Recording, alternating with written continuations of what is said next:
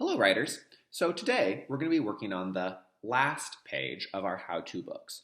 All week you've been working on how-to books, a kind of nonfiction genre where the author is teaching their reader how to do something that the author is an expert on and that the reader is probably not. So at the end of all these videos, you should have your own how-to book because each day you're working on planning and then writing one page. Today, you will be planning and writing the last page using the first, next, then last format. So, you know that the teachers have been writing our how-to book about how to make a smoothie, following the first, next, then last format.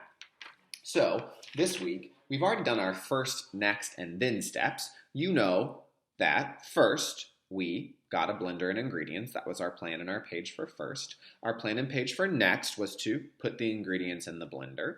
And then our plan and our page for then was to blend it, to blend all the ingredients. So today, my job is to plan and then write the last page of the how-to book. So I'm thinking, if I have already blended up, what's the next thing I do? Well, my smoothie's ready, so I think the last thing I really need to do is, since I don't want to drink it out of the blender, is to pour it into a cup for ease of drinking. So I think that's what my last step will be. Last, pour it into a cup and drink it. So that's going to be my plan that I'm going to add to my pre-write and then write my page about. So went ahead and did that and added last, I drew my illustration showing my reader that the smoothie goes into a cup. And then I wrote my words just to remember what I'm going to put on my page, pour it into a cup and drink it. So we've been talking about something you can do to add detail to your how-to books is to add either a tip where you say something that makes it easier or more fun to do what it is you're writing about, or a warning that helps your reader avoid a common mistake or something that could go wrong when people do what you're teaching them how to do.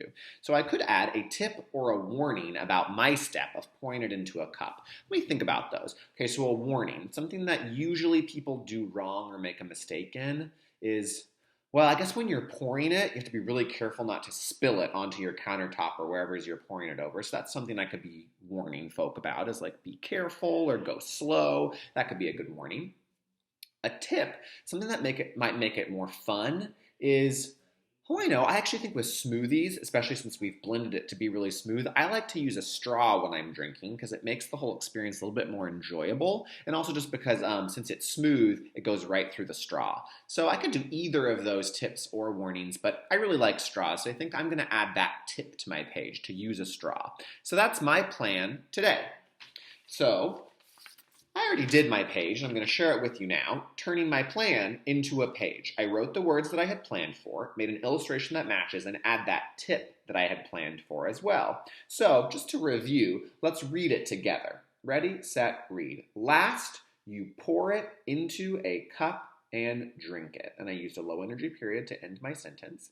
And then I add the tip up here in the illustration with a tip box, and I wrote use a straw because I think that will help my reader enjoy the smoothie experience a little bit more. So that is my last step, planned and written. And that's going to be your job today to plan and write that one page, the last page of whatever your how-to topic is.